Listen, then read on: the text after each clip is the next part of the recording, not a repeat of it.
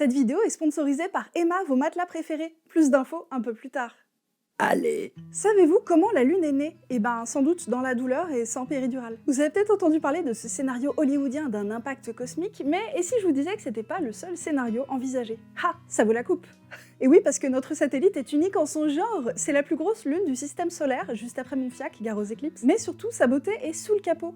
Ces roches ont une composition chimique très particulière, puisque c'est la même que sur Terre, et ça, c'est pas banal. La même à une distinction près, avec très peu d'éléments volatiles, comme le phosphore ou l'eau. Comme si c'était par exemple au hasard des roches terrestres surchauffées. Et quand je dis la même composition, c'est pas « tiens, il y a 2 bouteilles de cola posées sur la table ». Non, non, non. Ces 2 bouteilles sont précisément de la même marque Super Cola 3000 avec les mêmes ingrédients. Plus précisément, leurs roches présentent les mêmes signatures isotopiques de plein d'éléments comme l'oxygène, le chrome, le tungstène, le silicium et le titane. Et ça, c'est louche. Autre curiosité, la Lune a un tout petit noyau. 20% de son rayon total d'après les enregistrements sismiques d'Apollo contre plus de 50% pour la Terre. Si un petit noyau c'est bien quand vous êtes un avocat, parce que ça en fait plus à manger, c'est franchement pas commun si vous êtes un corps rocheux du système solaire. Un petit noyau, une chimie proche de celle de la Terre et un appauvrissement en volatile, comment expliquer ça? Eh bien c'est ce qu'on va voir. Tout commence en 1845 avec Darwin, George, deuxième fils d'eux. Ce Nepo Baby a eu le bon goût de choisir la seule vraie discipline qui en vaille la peine, la géologie. Il a consacré une bonne partie de sa vie à étudier les marées, et c'est en estimant la force de friction des marées, c'est quand on se frotte avec des algues, qu'il s'est rendu compte que la Lune s'éloignait de la Terre. En gros, le frottement incessant des marées qui s'exerce entre la Terre et la Lune s'oppose au mouvement de rotation de la Terre, et donc la vitesse de rotation de la Terre diminue progressivement. La physique nous dit, la conservation du moment angulaire en l'occurrence, que si la Terre tourne moins vite, alors la Lune s'en éloigne. Un peu, vous savez, comme ces patineurs artistiques qui tournent sur eux-mêmes. Quand ils rapprochent leurs bras du corps, ils accélèrent, et au contraire, quand ils les éloignent, ils ralentissent. Donc, oui, la Lune s'éloigne progressivement de nous. Oh, pas de beaucoup, juste de 3,8 cm par an, mais c'est suffisant pour que Darwin se dise qu'en remontant le temps, elle était plus proche de la Terre. C'était vraiment une famille de gros cerveaux. Et donc, lui de se dire, et si, en rembobinant sévère, on arrivait à un moment où la Terre et la Lune se touchaient? Ou, avec ses propres mots, si la Lune et la Terre ont jamais été des masses visqueuses en fusion, alors elles ont autrefois fait partie d'une masse commune. Voilà donc la toute première hypothèse cohérente qui nous est parvenue sur la naissance de la Lune, le bourgeonnement, ou la fission, c'est selon. Reprenons. Dans sa jeunesse, la Terre avait sacrément le tournis, à tel point qu'au début du Cambrien, des chercheurs ont estimé qu'une journée ne durait que 21 heures. En conséquence, une année comptait beaucoup plus de jours qu'aujourd'hui. Donc si vous vous plaignez qu'il n'y a pas assez de jours dans une année, vous avez qu'à remonter le temps, bande de petits malins. Or donc, la Terre tournait plus vite sur elle-même dans sa jeunesse. Je crois qu'on l'a imprimé. Genre, j'imagine que lorsqu'elle était encore une boule de magma, quand les journées ne duraient que 4 ou 5 heures, elle aurait éjecté un bout d'elle-même à cause de la force centrifuge, conjuguée à la force de marée du Soleil. Ces deux forces combinées auraient surpassé la gravité qui maintenait la cohérence de la prototerre, et paf, une lune. En gros, la Terre serait un patineur artistique qui aurait tourné si fort sur lui-même qu'il s'en serait arraché un bras qui serait ensuite resté en orbite autour de lui, et à qui il pourrait faire coucou dans le ciel tous les jours. Il pourrait lui répondre aussi, du coup. C'est pratique. Plus tard, un autre chercheur supputa que les bassins océaniques étaient les cicatrices de cet événement. Je trouve ça un peu mignon. Publié dans Nature quand même. Notre Georges de la jungle est d'autant plus confiant quand Poincaré publie ses recherches théoriques sur les fluides en rotation. Car oui, ces gens ont vécu dans la même timeline. Poincaré décrit ce qui se passerait si une sphère de liquide tournait fort sur elle-même, et c'est exactement ce que Darwin avait imaginé pour la Terre. Il est content parce qu'il a le sentiment que Poincaré et lui sont arrivés au même résultat mais en partant de 2 endroits différents, et ça en science c'est généralement bon signe. Il écrit « Nous pouvons maintenant affirmer avec certitude que la Lune est née d'un processus de fission de la planète primitive, qu'elle a d'abord tourné sur une orbite proche de la surface actuelle de la Terre et que le frottement des marées a été le principal agent qui a transformé le système dans sa configuration actuelle. » Ce qui est joli, c'est que cette théorie explique bien la composition chimique et la densité de la Lune, qui ressemblerait à celle du manteau et de la croûte terrestre, vu que c'en est.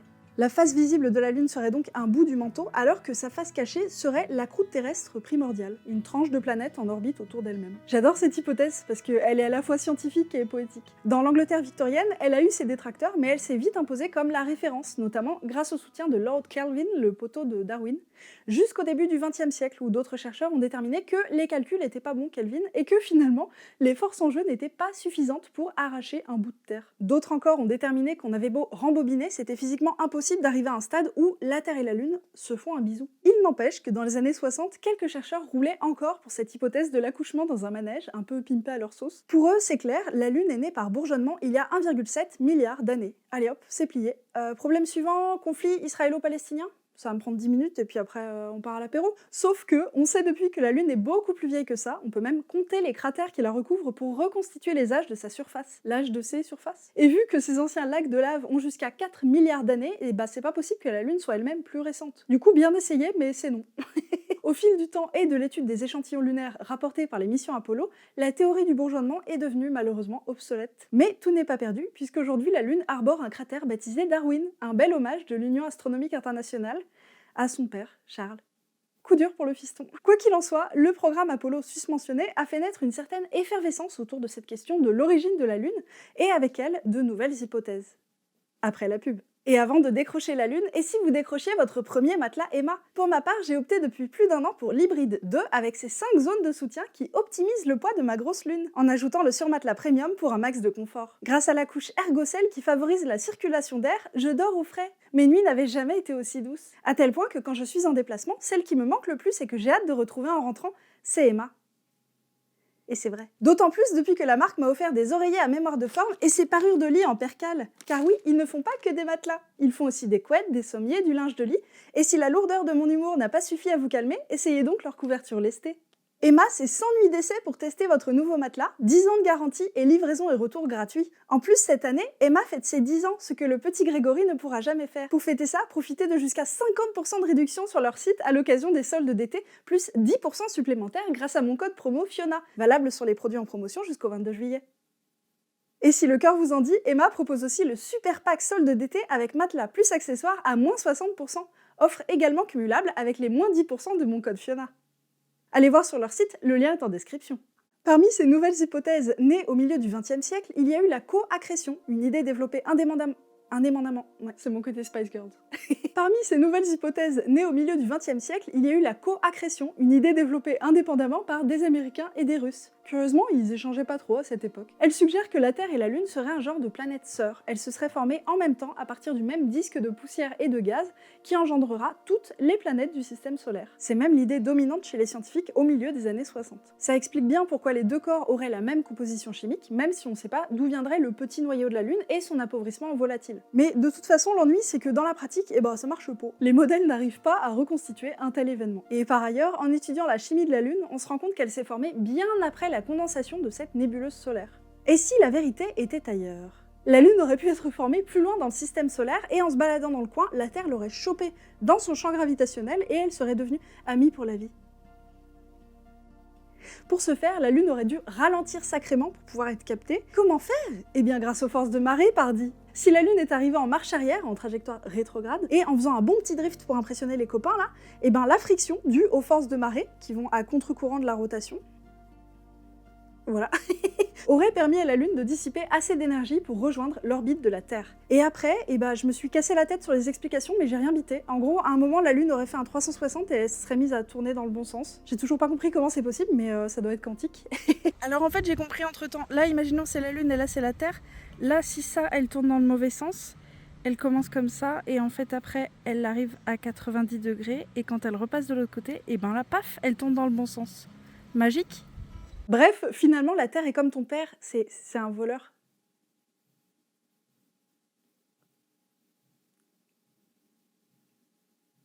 Parce que t'es arabe. En tout cas, d'après ce modèle, toute cette énergie aurait fini par faire fondre complètement la Lune, et il s'avère qu'aujourd'hui, effectivement, les données dont on dispose suggèrent que la Lune aurait commencé sa vie sous un océan de magma. Donc la théorie de la capture colle plutôt bien avec cet élément-là. Mais c'est une hypothèse qui ne fait pas franchement l'unanimité, notamment parce que ralentir une Lune pour la capter, faut y aller. Mais aussi parce que les compositions chimiques de la Terre et de la Lune sont trop proches pour que les deux soient formées d'un bout à l'autre de la nébuleuse solaire. C'est bizarre. Dans ce cas-là, elles auraient eu une signature différente, un peu comme deux colas de marques concurrentes. Donc ça colle pas. Quoi qu'il en soit, cette idée a encore son fan club. En témoigne cette étude de 2024 où les chercheurs soulignent que c'est sans doute ce qui est arrivé à Triton. Ce gros caillou de la ceinture de Kuiper aurait été capté par Neptune pour en faire une de ses 14 lunes. Les indices? L'orbite rétrograde de Triton, comme notre Lune au début de ce scénario, et son angle de rotation qui est un peu louche car très élevé, 67 degrés par rapport au plan de l'équateur de Neptune. Puis arriva Apollo. Et les 382 kilos de cailloux lunaires rapportés sur Terre ont quelque peu mis à mal les théories gagnantes de l'époque, la coaccrétion et la capture dont on a parlé. C'est à ce moment-là qu'on apprend que les roches lunaires sont très pauvres en fer et en éléments volatiles comme l'eau. Alors seulement, les scientifiques ont ressorti des tiroirs une étude qui était complètement passée inaperçue à sa sortie un demi-siècle plus tôt, celle d'un professeur émérite de géologie à Harvard, Reginald Aldworth Daly. Voici donc ce scénario dans sa version remasterisée des années 80. Il y a environ 4,5 milliards d'années, une protoplanète de la taille de Mars aurait percuté la toute jeune Terre à un angle de 45 degrés. Le cœur des deux protoplanètes aurait fusionné, tandis qu'une quantité de débris aurait volé dans l'espace. En quelques jours, semaines ou mois, les débris fondus et vaporisés se seraient accumulés sous la forme d'un disque en orbite autour de la Terre.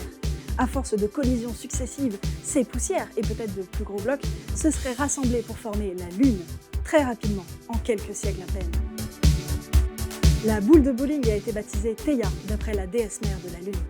Outre un excellent scénario catastrophe pour Hollywood, cette hypothèse explique aussi très bien plusieurs choses. La structure particulière de la Lune. Si elle a un si petit noyau, c'est qu'elle est probablement constituée de débris du manteau supérieur et de la croûte de la Terre. La composition chimique de la Lune, très similaire à celle de la Terre, vu qu'elle en serait issue. D'autre part, l'accrétion de ces débris aurait aussi généré assez d'énergie pour créer cet océan de magma dont on parlait tantôt, donc ça aussi on valide. Et pourquoi cet appauvrissement en éléments volatiles? Parce que lors de ce méga impact, les éléments légers se seraient tout simplement évaporés dans l'espace. Elle pourrait même expliquer comment la Terre a perdu son atmosphère primordiale. Elle aurait été soufflée par l'impact et remplacée par un mélange de silicate vaporisé, qui aurait fini par décanter doucement, et de vapeur d'eau. Vapeur qui aurait transformé une Terre ADN hostile à la vie en biosphère accueillante. Bon, je trouve ça un peu gros d'aller jusque-là quand même, mais c'est pas moi qui le dis, hein, c'est des chercheurs. La théorie explique aussi plutôt bien le moment angulaire particulier du système Terre-Lune. Les simulations informatiques arrivent à peu près à un truc crédible, ça a l'air de pouvoir marcher, même si évidemment on est encore loin d'avoir un film entier de toute la naissance de la Lune. Cette idée a même fait des petits. On pense qu'il serait arrivé la même chose à Charon, lune de Pluton, et peut-être certaines lunes de Saturne, toutes nées d'une collision avec une protoplanète. Seulement, si cette théorie fait consensus aujourd'hui, il n'empêche qu'il reste plein d'éléments à éclaircir. Si cette hypothèse est vraie, quand exactement a eu lieu cet impact? Quelle taille faisait Theia? À quelle vitesse arrivait-elle? Et à quel angle a-t-elle percuté la Terre? D'où provenait Theia? Où est-ce qu'elle est aujourd'hui? Si elle a percuté la Terre, ne devrait-on pas retrouver des morceaux de Theia sur la Lune? La physique nous dit que la Lune devrait même être principalement constituée de morceaux de Theia. Où sont-ils, vu que les roches lunaires qu'on a étudiées jusqu'ici ont la signature chimique de la Terre, et pas celle de la Terre mélangée à un autre truc? Certains tentent de répondre à cette dernière question comme un enfant qui a toujours réponse à tout. Peut-être qu'on l'a pas trouvé encore, après tout on a exploré qu'une toute petite partie de la Lune et on connaît très mal ses entrailles. Peut-être qu'en fait les morceaux de Theia sont sous la croûte lunaire, il suffirait de creuser un peu pour voir. Peut-être qu'en fait, l'angle d'impact de Theia est tel qu'elle a juste fait un carnage en passant avant de continuer sa route dans le système solaire, ce que les scientifiques ont appelé un délit de fuite.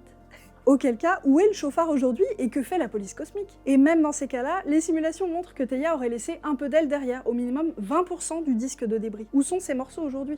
Et puis, je vous ai dit que la Lune était globalement pauvre en éléments volatiles, ça c'est ce qu'on pensait encore il y a quelques années, mais il s'avère qu'en fait on en a trouvé depuis, notamment dans les cailloux rapportés par Apollo 17. Il y a même pas mal d'eau sur la Lune, 100 fois plus qu'on ne le pensait alors. Pour en savoir plus, n'hésitez pas à aller voir cette super vidéo du CNES à laquelle j'ai eu l'honneur de participer. Alors comment expliquer la présence d'eau sur la Lune? Parce qu'avec tous les chocs qu'il y a eu, normalement, elle se serait évaporée. Est-ce qu'elle est arrivée après l'impact, par exemple apportée par des comètes ou des météorites? Ou alors il y a un truc qu'on n'a pas compris et le scénario est à revoir? Bref, cette théorie est loin d'être parfaite, il y a quand même beaucoup de failles. Faut-il pour autant la mettre à la poubelle? Ben non, puisque c'est la meilleure dont on dispose aujourd'hui. Les chercheurs s'amusent à bidouiller tous les paramètres pour tenter de résoudre ces questions ouvertes. Et si Theia était grosse comme la Terre? Et si on avait d'abord deux lunes qui fusionnaient ensuite? Et si on ajustait l'angle d'impact? Et si on imaginait un tout autre scénario? Quelque part, cette hypothèse de l'impact géant est un peu une héritière des précédentes. L'impact de Theia et de la Terre peut être vu comme une variante de la théorie de la capture, l'éjection de débris fait écho à la théorie du bourgeonnement de Darwin, et puis l'accrétion de la Lune à partir des morceaux est un clin d'œil à la théorie de la co-accrétion. Il y en a pour tout le monde. Après, on va pas se mentir, de toute façon, tous ces scénarios sont hautement improbables, mais pas impossibles. La Lune est un objet si insolite dans notre système solaire qu'elle s'est probablement formée lors d'un événement improbable. Ça rappelle un peu l'apparition de la vie finalement. Quoi qu'il en soit, avec les missions lunaires actuelles et à venir alliées au jus de cerveau des scientifiques, je suis prête à parier qu'on n'en restera pas là sur cette question. Après tout, si vous êtes de ma génération, nos parents ont connu la découverte de l'âge de la Lune et l'arrivée de ce nouveau scénario hyper classe, donc j'ai aucun doute sur le fait que notre génération de scientifiques va nous réserver de belles surprises du même acabit. J'ai dit acab. En passant, un petit mot pour le Palais de la Découverte, je ne sais pas si vous avez vu, mais il est actuellement en danger de ne jamais réouvrir après des travaux, ce qui serait un crime pour la culture scientifique. Donc si vous voulez vous mobiliser pour défendre le Palais de la Découverte, n'hésitez pas à signer la pétition et à vous informer, je mettrai tous les liens qu'il faut dans la description.